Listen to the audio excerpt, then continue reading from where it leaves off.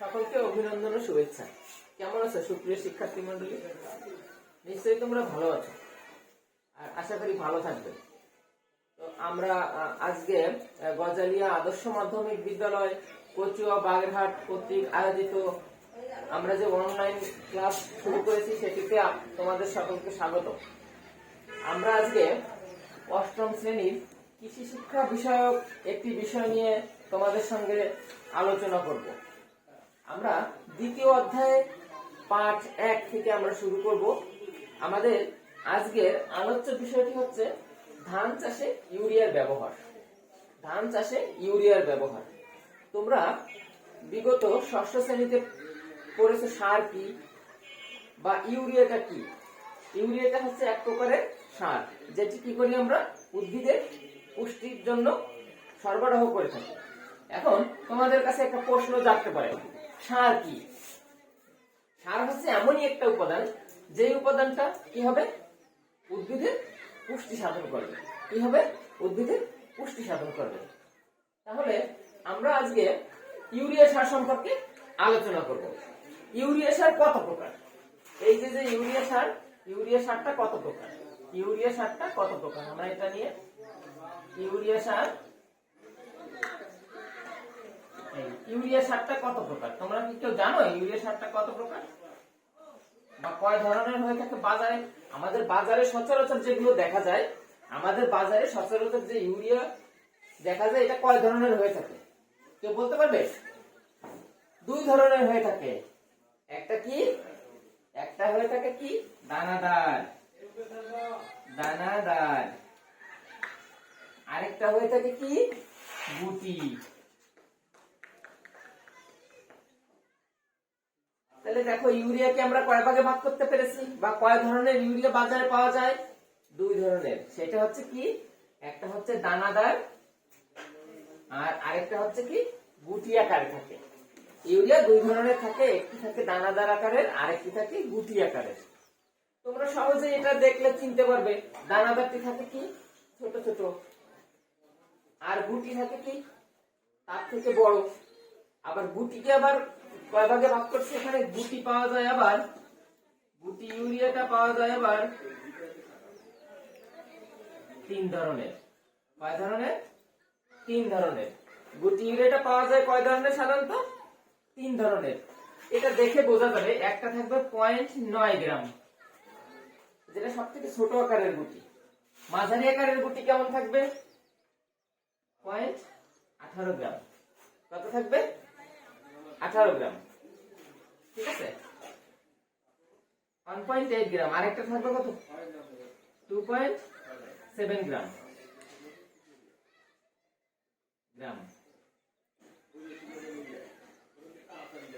তাহলে আমরা ইউরিয়ার শ্রেণী বিভাগটা এখানে জানতে পারছি।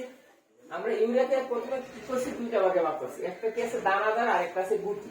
এই গুটিকে আবার কি করছে? 3টা ভাগে ভাগ করছে। কি কি? এটা সাইজ অনুসারে ভাগ করা হয়েছে। একটা আছে 0.9 গ্রাম, আরেকটা আছে 1.8 গ্রাম, আরেকটা আছে কত? 2.7 গ্রাম। ঠিক আছে? আচ্ছা, তাহলে চলো এবার আমরা এই ইউরিয়া সার ব্যবহারের সুবিধা এবং অসুবিধা সম্পর্কে একটু জেনে নেব। আমরা কি করব? এই ইউরিয়া সার ব্যবহারের সুবিধা এবং অসুবিধা সম্পর্কে জানবো। তাহলে আমরা প্রথমে কোনটার সুবিধা অসুবিধা সম্পর্কে জানবো? নাকি গুটিটার জানবো না দানাদারটা জানবো? হ্যাঁ, তাহলে আমরা আগে দানাদারটা জানবো। দানাদার ইউরিয়া ব্যবহারের সুবিধা এবং অসুবিধাটা জানবো। তাহলে কি ইউরিয়া ব্যবহার করবো আমরা? দানাদার। হ্যাঁ, দানাদার ইউরিয়া ব্যবহারের কি করব? সুবিধা এবং অসুবিধা সম্পর্কে একটু আমরা জানবো। তাহলে আমরা প্রথমে কি নিয়ে আলোচনা করব? এটার সুবিধাটা নিয়ে আলোচনা করব। আচ্ছা, আমরা সুবিধা নিয়ে আলোচনা করব।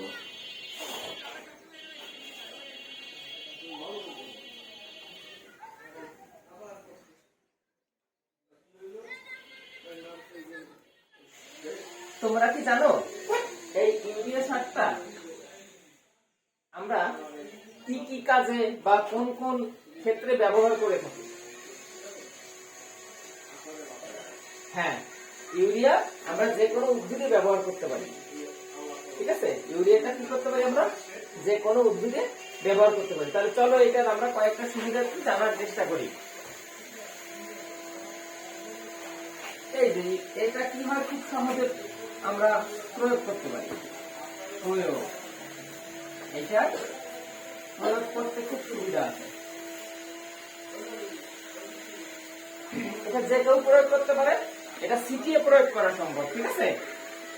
প্রয়োগ, আর এই ইউরিয়া সারটা আমরা যখন প্রয়োগ করব তখন কি হবে, সময় এবং শ্রম কম লাগবে। কি হবে, সময় এবং শ্রম কম লাগবে। আমরা এরকম একটা পাত্র ব্যবহার করতে পারি, সেক্ষেত্রে এরকম একটা পাত্র ব্যবহার করে কি করবো, এতে দানাদার ইউরিয়া গুলো থাকবে, ঠিক আছে।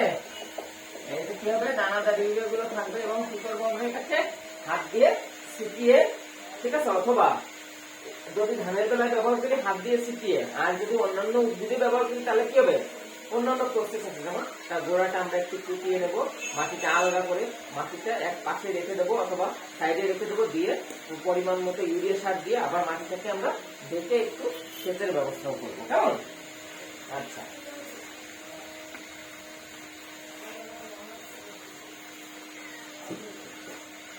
আমরা এরপরে আর কি করবো, এটা ব্যবহার করলে কি হবে, গাছের মূল বা শিকড় যেটা রয়েছে সেটা কি হবে, ক্ষতিগ্রস্ত হবে না। গাছের কি রয়েছে, মূল বা শিকড় যেটা রয়েছে, মনে করো এই যে একটা গাছ, একটা গাছ বা উদ্ভিদ, এটা কি হবে, এটা তো শিকড় থাকে। আমরা ইউরিয়াটা যদি এখান থেকে ব্যবহার করি, এখান থেকে যদি ইউরিয়াটা ব্যবহার করি তাহলে কি হবে, এটা শিকড় ক্ষতিগ্রস্ত হবে না। এখান থেকে আমরা সেই দানাদার ইউরিয়াটা যদি ব্যবহার করি তাহলে কি হবে, এটা শিকড় ক্ষতিগ্রস্ত হবে না, ঠিক আছে। আর এইটা হচ্ছে কি, এই ইউরিয়া সারটা কিনতে তোমার বেশি দূরে যেতে হচ্ছে না। কি হচ্ছে, এই ইউরিয়া সারটা কি হচ্ছে, কিনতে তোমার বেশি দূরে যেতে হচ্ছে না। বাজারে নির্ধারিত ডিলাররা রয়েছে, তাদের কাছে গেলে তুমি অনায়াসে পেতে পারো, তাদের কাছে গেলে তুমি অনায়াসে এই ইউরিয়া সারটা পেতে পারো। মানে তার মানে তোমার বেশি দূরে যেতে হবে না, একদম বাজারে হাতের নাগালে, তোমার নিকটস্থ বাজারে গেলে তুমি এই ইউরিয়া সারটা কি করবে, একদম হাতের নাগালে পাবে, ঠিক আছে। আচ্ছা, এই গেল এটার সুবিধা। এবং এইটার অসুবিধা রয়েছে কি কি, আমরা এখন একটু সেটা সম্পর্কে জানবো, প্রিয় শিক্ষার্থীরা, ঠিক আছে। তো আমরা এখন কি করব, এই ইউরিয়া ব্যবহারের অসুবিধা সম্পর্কে জানবো। চলো তাহলে আমরা অসুবিধা সম্পর্কে জানি, অসুবিধা সম্পর্কে জানি।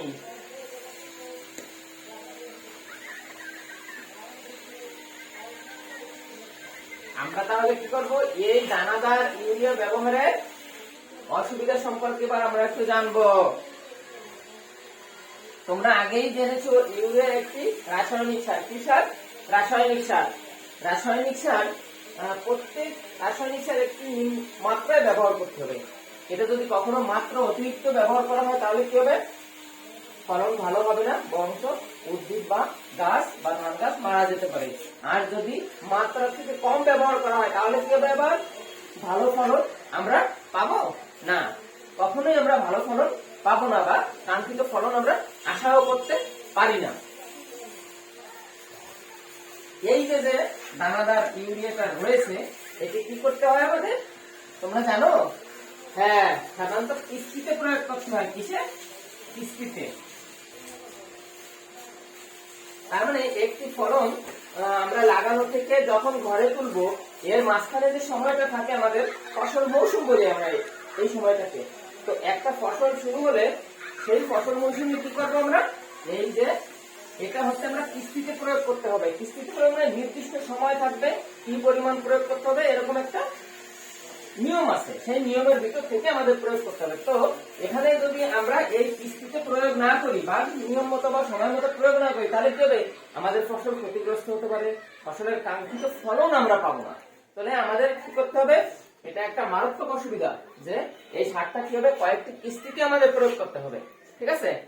আচ্ছা, তাহলে পরবর্তীতে আমরা যাই।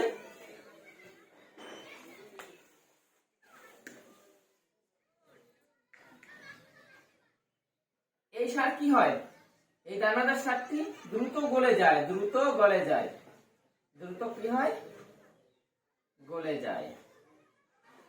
দ্রুত গলে গেলে কি হবে, এই সারটি যখন দ্রুত গলে যাবে তখন কি হবে, চুইয়ে মাটির নিচে চলে যাবে, চুইয়ে কি হবে, খুব সহজে মাটির নিচে চলে যাবে এবং শিকড় এই যে গাছের যে সবুজ উদ্ভিদ বা যে কোনো উদ্ভিদের শিকড়ের একটা স্তর আছে, সেই গুটি ওই ইউরিয়াটা কি হবে মাটিতে চুইয়ে এই স্তরের থেকে আরো নিচে চলে যাবে। কি হবে, এই যে স্তরটা রয়েছে শিকড়ের স্তর, এই স্তর থেকে আরো নিচে চলে যাবে, যার ফলে কি হবে ওই সারটা প্রয়োগ করলে আমরা ভালো ফল পাবো না। ঠিক আছে, তো সেক্ষেত্রে আমাদের এই অসুবিধাগুলোর দিকে বিশেষভাবে খেয়াল রাখতে হবে। ঠিক আছে, পানিতে দ্রুত মিশে গেলে ওই শিকড়ের স্তরের থেকে আরো নিচে চলে যাবে, এরা নিচে চলে গেলে কি হবে আমরা ভালো ফল পাবো না, ওখান থেকে এই শিকড় কি হবে তার প্রয়োজনীয় পুষ্টি উপাদান শুষে নিতে পারবে না। ঠিক আছে, আচ্ছা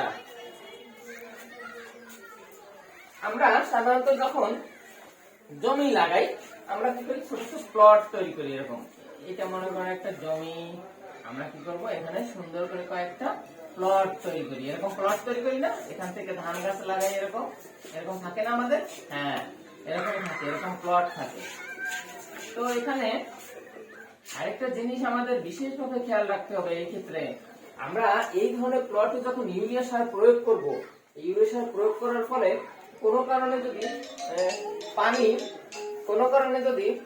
পানি বেশি হয়, কোনো কারণে যদি পানি বেশি হয় অথবা সেচের পরে বৃষ্টির পানি বেশি পরিমাণে চলে আসে, তাহলে কি হবে এই ইউরিয়া সারটি গলে যাবে এবং কি হবে এই পানি প্লাবিত হয়ে বাইরের জমিতে চলে যাবে, প্লাবিত হয়ে কি হবে বাইরের দিকে চলে আসবে।